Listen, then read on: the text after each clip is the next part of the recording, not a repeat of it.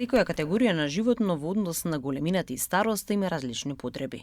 Најчесто милениците ги храниме со гранули, но нема да погрешиме доколку им приготвиме свежа храна во домашни услови со одбрани намирници. Јајцата исто така се безбедни за нив, но претходно треба да бидат термички обработени. На каков начин да се хранат домашните миленици? Во никој случај, кога готвиме на кучињата, не треба да ги зачинуваме по наш вкус. Значи, ние секогаш луѓето сакаме малце посолено, па да ставиме определени зачини кои што можеби на нас ни ја прават повкус на храната. Верувајте, на животните тој вкус не им е толку познат, толку сладок колку што ние на нас. Оние сакаат прво посурова храната и второ нитратите, нитритите и конзервансите не се така прилагодени за нивниот дигестивен систем во однос на нашиот дигестивен систем. Многу ни се блиски дигестивните системи, затоа што и ние луѓето сме сејади и кучињата се сејади, но сепак има определени разлики во самата микрофлора, во самите ензими, кои што кај кучињата многу потешко ја преработуваат тој тип на конзерванси или нитрати и нитрити и може да се јават дури некаков вид на гастрити, ентерити и последици со труење од, да речеме, континуирано конзумирање на таков тип на храни. Доста често доаѓаат клиенти кои што сакаат здраво да го хранат животното, имаат читано на интернет дека живо месо е многу добро да се даде на животното, дека тоа е многу здраво и така натаму. И јас навистина тоа го поддржувам, затоа што па и мојата струка е доста во таа насока, во однос на безбедност на храна, квалитетна храна, но морам да кажам дека храната која што се продава кај нас во маркетите, која што е сурова, не е наменета за директно давање на животните. Затоа што таа е наменета и така е контролирана за после термичка обработка да биде апсолутно безбедна за конзумација. Доколку ја даваме таквата храна на животните, има можност при наше понатамошно манипулирање со неа, неправилно одржување, повеќе дења седење и така натаму, таа храна да развива определени микроорганизми да предизвикаме патолошка состојба, не дај Боже труење, гадење и така натаму на животното. Дали и колку во исхраната треба да воведеме суплементи и колку тие се неопходни на нашите миленици? Како што има храни кои што се за нормално одржување, така има и храни кои што ја подобруваат медицинската состојба. Навистина доста често нашите клиенти користат ваков тип на храна и по недела, 2-3, дури месец дена, а некои дури и доживотно се на таков тип на храна, например поготово кучиња кои што имаат, да речеме, срцеви проблеми или хронични проблеми со црниот дроб или со уринарниот систем, во таков случај дури и доживотно се на таков тип на храна. Тие храни можеби некогаш се малце поскапи од нормалните, но во секој случај се нешто со кое што домаќинствата би можеле да излезат на крај во текот на месецот.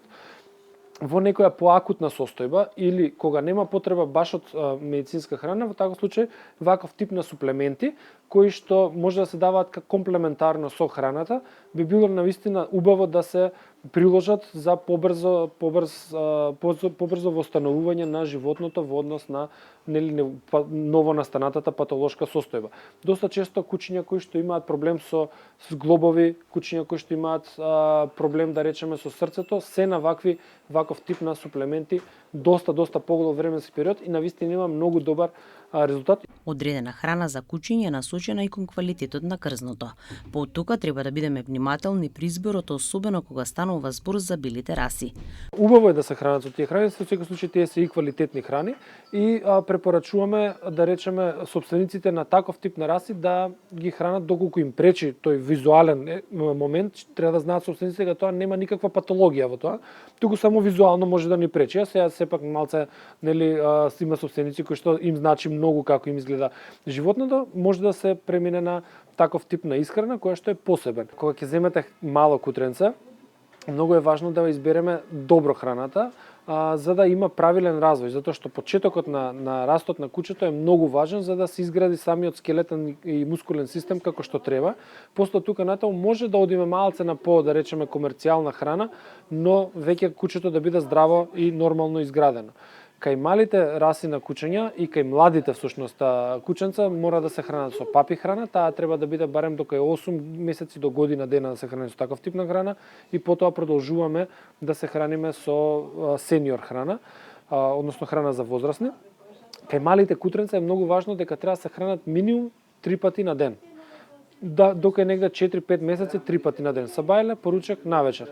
Кај овие кои што се, да речеме, повозрастни, веќе се префрламе на 2 пати на ден.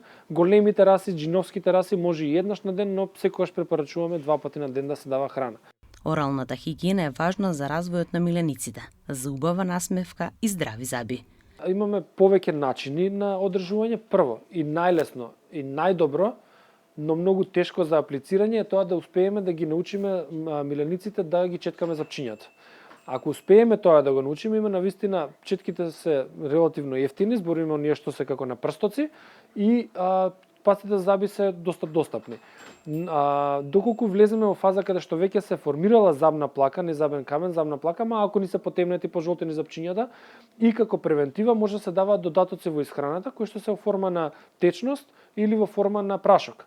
Тие всушност делуваат ензимски и ја раствораат забната плака пред да се формира забен камен. Ако дојдеме до ситуација да формираме забен камен, во таков случај задолжително се прави, односно се отстранува забниот камен, исто како кај нас луѓето кога ќе се оформи забен камен, на истиот начин, со тоа што кај нас кај животните задолжително треба животното да се заспие, да биде во целосна седација и тогаш се чисти забниот камен. Доста често ова е работа која што собствениците на животни ја превидуваат, а е доста сериозен проблем доколку се направи поголема количина на забен камен, затоа што веќе забниот камен предизвикува дополнително иритирање на имуниот систем преку анаеробни бактерии кои што се всушност да речеме стационирани во забниот камен во устната празнина. Начинот на исхрана е особено важен. Внимавајте при изборот на храна, но и добро прочитајте колку храна му е потребна на милимникот според возраста и килограмите. Малите кучиња се љубопитни и често знаат да се прејадат. Во таков случај задолжително побарајте помош од вашиот матичен ветеринар.